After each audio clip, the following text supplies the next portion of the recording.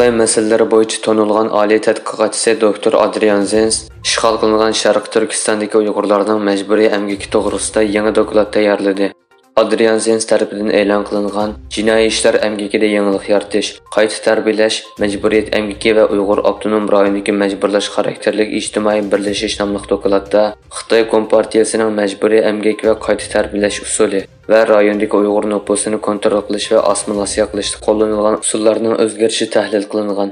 Dokladda Xitoyning Sharq Turkistondagi kasbiy mahorat ma'rif va tarbiyalash markazini o'z ichiga olgan qayta tarbiyalash va majburiyat emgakiga tutgan pozitsiyasi gavdalantirildi. Dokladda ilgirki dokladlardan farqli holda bu lagerlarda atalmış tarbiyalangan kishilarning turma va boshqa xizmatlarga tadrijiy yo'tkildiganligi o'tirg'a qo'yilgan. Bu xil usul Xitoy Kompartiyasining Uyg'ur va boshqa turk millatlarini Beyjingning ijtimoiy qurilmasiga singdirish va majburiy assimilyatsiya qilish nishoniga xizmat qilib, iqtisodning sijilligini muhim omil sifatida ta'kidlaydi. Dünya Uyg'ur qurultiyi bayonot e'lon qilib, 12 oktyabr kuni Xitoy ziyoratini boshlagan Yevropa Ittifoqining tashqi ishlar va xavfsizlik oliy komissari Josep Borrellning Xitoy ziyoratida Uyg'ur irqiy qirg'inchiligi va majburiy emgak masalasini o'tirg'a qo'yishni talab qilgan. Bayonotda qayd qilishicha, oliy komissar Josep Borrellning ziyorati uning Uyg'ur irqiy qirg'inchiligi haqida so'zlash va Xitoy hukumatining Uyg'urlarga yurgizib kelayotgan davlat homiyligidagi majburiy emgak masalasini o'tirg'a qo'yishning oshkoshiq fursati ekan.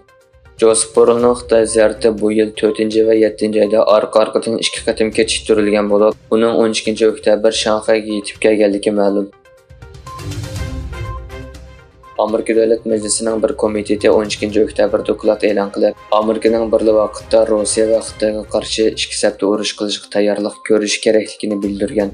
Amerika Davlat Majlisi Strategik vaziyat komitetining 145 betlik dokladida qayd qilinishicha, shunga Amerika o'zining harbiy kuchini kengaytirishi, ittifoqdosh davlatlar bilan bo'lgan munosabatini kuchaytirishi, yadro qurollarini zamoniylashtirishi tezlatishi, Xitoy va Rossiya bilan birli vaqtda urush portlab qilishga tayyorlik qilish kerak ekan.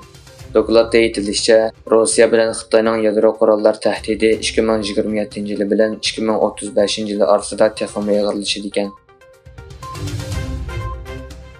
Turkiya Tashqi ishlar ministri Hakan Fidan Misr poytaxti Qohiradagi ziyarati jarayonida G'azzadagi eng yangi o'zgarishlarni muzokara qildi va ikki davlat hal qilish chorasining tinchlikning asosi ekanligini ta'kidladi.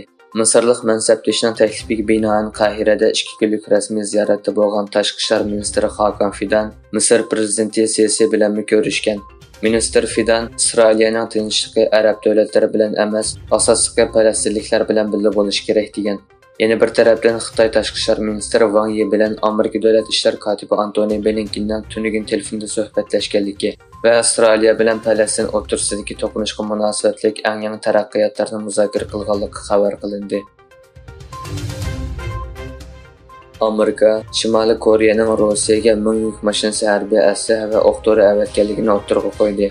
Oqsaroy Davlat bexatarlik kengashining strategik aloqa moslashtiruvchisi Jon Kerbi muxbirlarning kutilish yig'inida savollarga javob berib, Shimoliy Koreyaning yaqinqi bir necha hafta ichida Rossiyaga harbiy aslaha va o'q-dori avatganligini aytdi. Afg'onistonning Herat shahrida 6.3 bal yer tavridi. Oldingi hafta Heratda 6.3 bal yer tavrigan edi. Afg'oniston doiralari yer tavrashda qutqizish xizmatlarining davomlashayotganligini, qazo qilganlarning sonining 2 mingdan oshib, 10 mingdan ortiq odamning uy makonsiz qolganligini bildirgan edi.